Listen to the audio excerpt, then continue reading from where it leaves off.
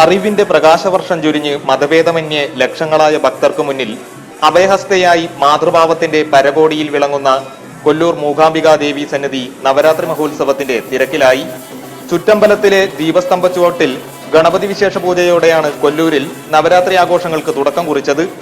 വേദസുതയായ ദേവിയുടെ ഉച്ചശീവേലി ദർശിക്കാൻ വൻ ഭക്തജന തിരക്ക് അനുഭവപ്പെട്ടു. ക്ഷേത്രം തന്ത്രി നിത്യാനന്ദ അടികയുടെ കാർമ്മികത്വത്തിലാണ് ചടങ്ങുകൾ നടന്നു വരുന്നത്. ക്ഷേത്രത്തിലെ ജ്യോതിഷ കണക്ക് പ്രകാരം ഇത്തവണ കൊല്ലൂരിൽ വിദ്യാരംഭ ചടങ്ങുകൾ നടക്കുക മഹാനവമി ദിനത്തിലാണ്. ഭക്തലക്ഷങ്ങൾ സംബന്ധിക്കുന്ന ദേവിയുടെ പുഷ്പരഥോത്സവം ബുധനാഴ്ച രാത്രി 9:45 ആരംഭിക്കും. പുഷ്പരഥോത്സവ വേളയിൽ ദേവീ സന്നിധിയും സൗവർണികാ തീരവും മന്ത്രമുഖരിതമാകും. രഥോത്സവ സമയം മഹാലക്ഷ്മി ഭാവത്തിലാണ് മൂകാംബികമ്മ ഭക്തർക്ക് മുന്നിലെത്തുക.